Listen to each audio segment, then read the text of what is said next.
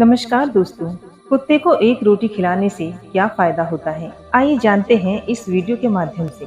एक बार की बात है, भगवान श्री कृष्ण अपने सिंहासन पर विराजमान थे। तभी वहाँ द्रौपदी उपस्थित होती है और कहती हैं, आप संसार की हर बातों को जानते हो, आप ही सभी मनुष्यों के दुख दूर करते हो, आप ही संसार के कल्याणकारी हो। मैं आपसे एक प्रश्न का उत्तर जानना चाहती हूँ। दोस्तों, तभी भगवान श्री कृष्ण कहते हैं, हे देवी द्रौपदी, आपके मन में जो भी प्रश्न है, आप निसंकोच होकर पूछ लो। हम आपके प्रश्नों के उत्तर अवश्य देंगे। तभी द्रौपदी कहती है, हे प्रभु, मैं ये जानना चाहती हूँ, कुत्ते को रोटी खिलाने से मनुष्य को कौन सा फल मिलता है। तभी भगवान श्री कृष्ण कहते हैं, हे देवी द्रौपदी, कुत्ते के बारे में तो आपको भली भांति ज्ञात है। आप ही ने तो कुत्ते को श्राप दिया था। दोस्तों, आगे द्रौपदी कहती है, हे प्रभु, हाँ, मैंने कुत्तों को श्राप अवश्य दिया था, परंतु हे प्रभु, आप बताने की कृपा करें। दोस्तों, आगे श्री कृष्ण कहते हैं, देवी, कुत्ते को एक रोटी खिलाने से मनुष्य को 8 फायदे होते हैं। जो भी मनुष्य इन फायदों के बारे में जान जाता है, उनका जीवन धन्य हो जाता है। उनके जीवन में कभी दुखों का पहाड़ नहीं टूटता है। जो भी मनुष्य कुत्ते को एक रोटी खिलाते हैं, उसे ये 8 फायदे अवश्य होते हैं।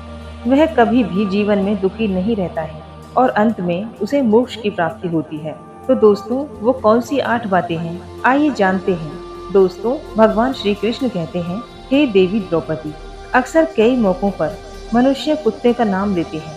किसी को गाली देते हैं तो उनकी जुबान पर कुत्ते का नाम आता है। भगवान श्री कृष्ण कहते हैं, हे देवी, वो मनुष्य गाली आदमी को देते हैं पर नाम कुत्ते का बदनाम होता है। तो क्या कुत्ते का जीवन इतना बुरा है? दोस्तों, आप सभी से निवेदन है कि आप इस कहानी को सुनने से पहले कमेंट बॉक्स में जय श्री कृष्ण, राधे राधे अवश्य लिखें। वीडियो को लाइक करें तथा चैनल को सब्सक्राइब अवश्य करें, जिससे आप प्राचीन कथाओं से जुड़े रहें। दोस्तों, आगे भगवान श्री कृष्ण कहते हैं, हे देवी, एक लाल रंग का कुत्ता था। वो बहुत ही लाचार था और भूखा प्यासा था। वह गांव में सभी के घर घर जाता है तो उसे कोई भी एक टुकड़ा नहीं डालता है। वो भूख के मारे इधर उधर व्याकुल होता रहता है। तभी घूमते घूमते एक नदी के किनारे एक गुरु के आश्रम तक पहुंच जाता है। तभी उन ब्राह्मण से कहता है, हे गुरुदेव, हमें लगता है आप बहुत ही विद्वान और ज्ञानी ब्राह्मण हैं और मैं भूख प्यास से बहुत व्याकुल हूँ। कृपया करके आप मुझे एक टुकड़ा रोटी का दे देते तो मैं अपनी भूख को शांत कर लेता। तभी वो ब्राह्मण कहता है, हे स्वान, क्या तुम्हें गांव में किसी ने भी रोटी का टुकड़ा नहीं डाला जिसे तुम खाकर अपनी भूख मिटा सको? वह कुत्ता ब्राह्मण से कहता है, हे ब्राह्मण देव, मैं आपको क्या बताऊं, आप मेरी बातों पर यकीन नहीं करेंगे। तभी वह ब्राह्मण कहता है, हे स्वान, तुम बताओ, तुम्हारी बातों पर हम विश्वास अवश्य करेंगे। हमें तुम बहुत ही लाचार दिखाई देते हो। तभी वह कुत्ता कहता है, ठीक है ब्राह्मण देव, मैं तुम्हें अपनी बिताई हुई बातें बताता हूँ। दोस्तों, आगे भगवान श्री कृष्ण कहते हैं, हे देवी द्रौपदी, वह कुत्ता ब्राह्मण से कहता है, हे ब्राह्मण देव, हे दुनिया के लोग, मुझ पर रहम करो। हमारा कोई घर नहीं होता, हमारा कोई आसरा नहीं होता, कमा के खाना हमें नहीं आता, हमें तो वस्त्र पहनने का भी ज्ञान नहीं है। इसीलिए गर्मी सर्दी बरसात में हम ऐसे ही घूमते रहते हैं।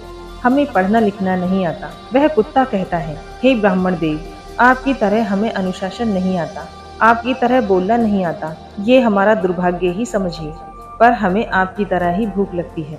चोट लगने पर हमें आपकी तरह ही पीड़ा होती है, हमें आपकी तरह ही रोना आता है। बस इन्हीं 3 कामों में हम आपकी बराबरी करते हैं। इसीलिए हम पर दया दिखाएं, हमें और कष्ट मत दीजिए। ईश्वर ने तो हमें वैसे भी कष्ट देकर ही भेजा है, ऊपर से आप लोग हमें परेशान करते हैं। हम आपकी तरह मनुष्य नहीं हैं। जब हमारा जन्म हुआ उस समय हमारे आंख कान बंद थे, कह नहीं सकते।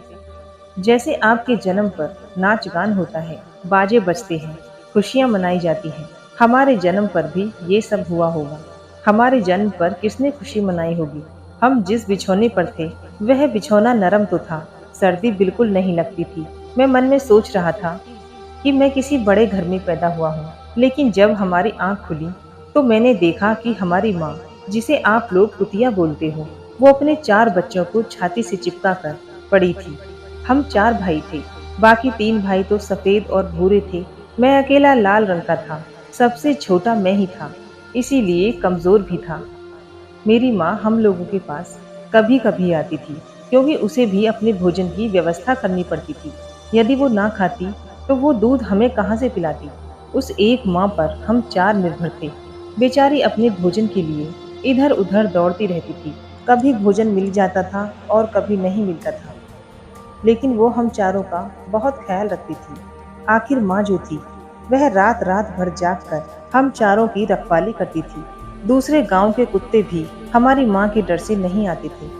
गांव के किसी किसान के खेत में भी गाय फसल खाने आती तो हमारी माँ उसे दौड़ाकर भगा देती। गांव वालों के लिए इतना सब करने के बाद भी कोई भी हमारी माँ को भोजन नहीं देता था। उसे हमारे लिए छीना झपटी भी करनी पड़ती थी। कई बार तो उसे लोग लाठी डंडों से पीट कर भगा देते थे।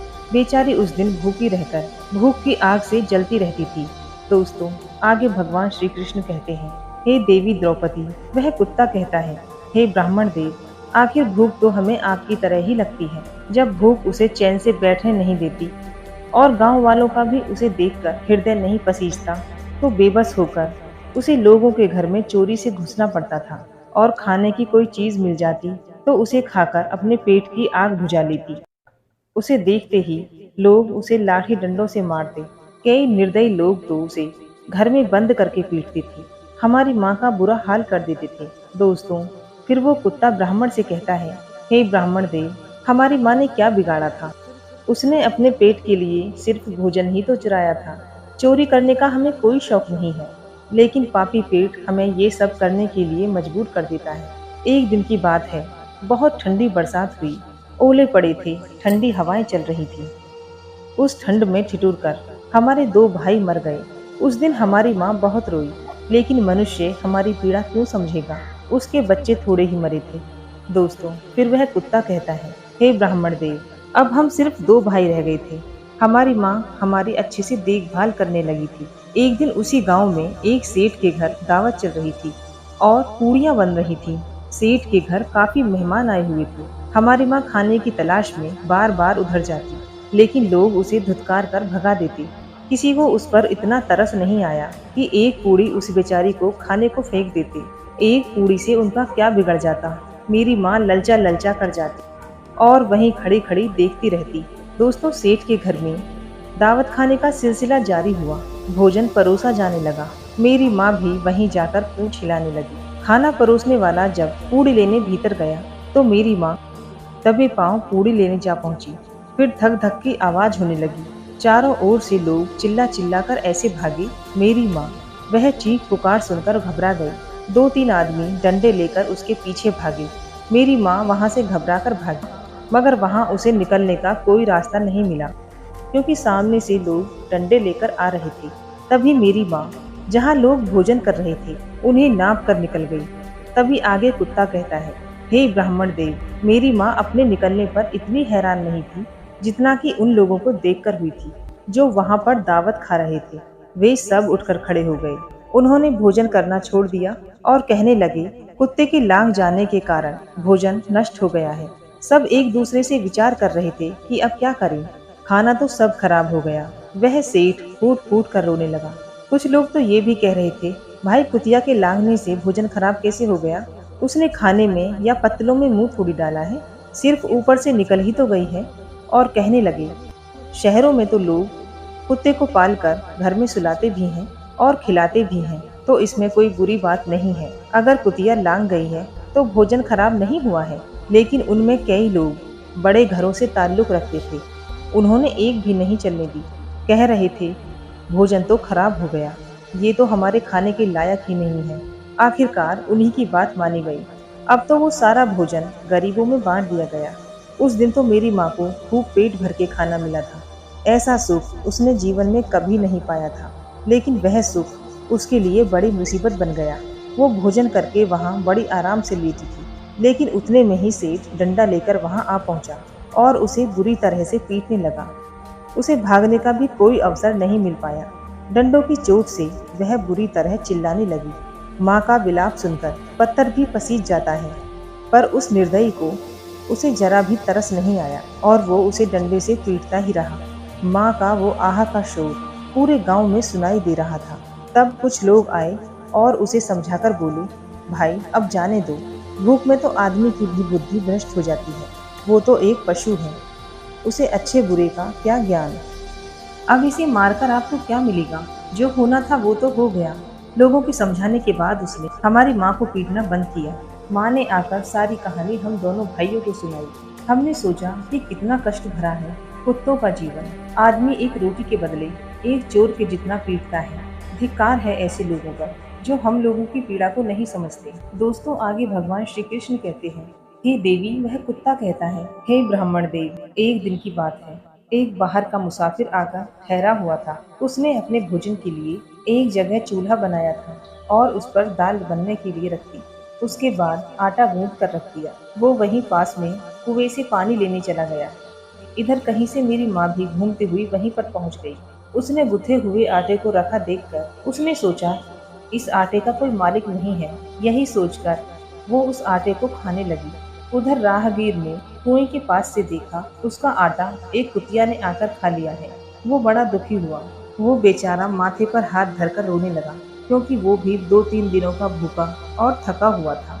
कुछ लोगों ने उससे कहा, अरे भाई, इसने तो तुम्हारा आटा भी बिगाड़ दिया। कल तो इसने सेठ की पूरी रसोई ही बिगाड़ कर रख दी।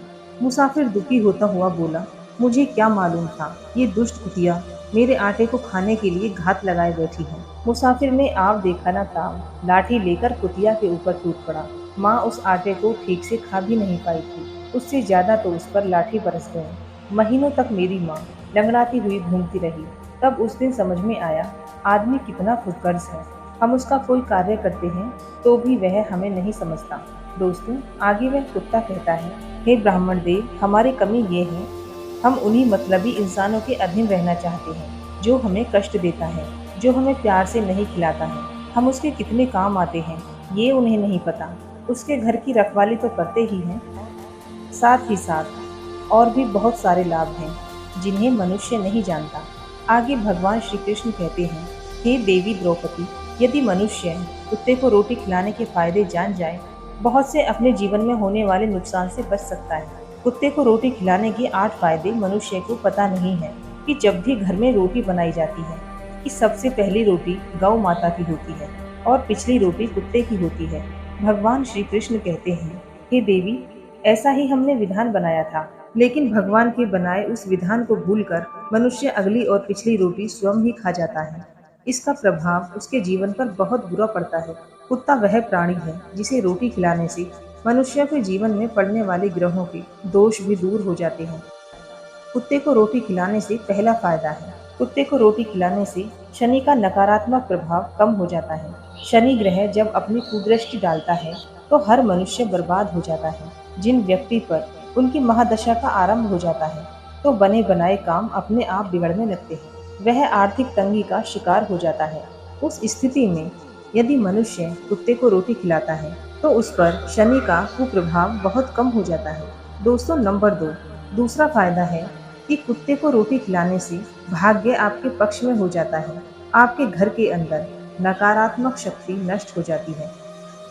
नंबर 3, कुत्ते को रोटी खिलाने से माता लक्ष्मी प्रसन्न हो जाती है और आपके घर में धन दौलत की कभी कमी नहीं रहती। नंबर 4, कुत्ते को रोटी खिलाने से आपके ऊपर कर्ज नहीं चढ़ता और पहले से जो आप कर्जदार हैं उससे भी मुक्ति मिल जाती है। नंबर 5, कुत्ते को सुबह शाम भोजन देने से आपका व्यापार बहुत अच्छे से चलता है। नंबर 6, कुत्ते को रोटी देने से आपकी आयु में वृद्धि होती है और अटका हुआ धन वापस मिल जाता है। नंबर 7, कुत्ते को रोटी देने से हमेशा आपका स्वास्थ्य अच्छा बना रहता है और मानसिक रूप से आप मजबूत रहते हैं। मन ऊर्जावान रहता है, अच्छे विचार आपके मन के अंदर आते हैं। नंबर 8, कुत्ते को रोटी खिलाने से भगवान प्रसन्न रहते हैं, क्योंकि भगवान को समस्त प्राणियों की, समस्त जीवों की चिंता होती है और जो समस्त जीवों पर दया दिखाता है, भगवान भी उस मनुष्य से हमेशा प्रसन्न रहते हैं। भगवान की कृपा सदैव उस परिवार पर बनी रहती है। दोस्तों, आपने अक्सर अपने बुजुर्गों से सुना होगा, कहते हैं कि जब कुत्ता रोता है तो अपशगुन होता है, कोई संकट आता है या किसी की मृत्यु होती है, इसलिए कुत्ते को कभी रुलाना नहीं चाहिए। दोस्तों, इस प्रकार से भगवान श्री कृष्ण ने द्रौपदी को बताया है कुत्ते को रोटी खिलाने के फायदे। दोस्तों, आप लोगों को ये कथा पसंद आई हो तो वीडियो को लाइक करके चैनल को सब्सक्राइब करके बेल आइकन ऑल पर प्रेस कर दीजिए, जिससे आध्यात्मिक जानकारी आप लोगों को सबसे पहले मिल सके। और कमेंट बॉक्स में जय श्री कृष्णा और हर हर महादेव अवश्य लिखिए। मिलते हैं अगली वीडियो के साथ।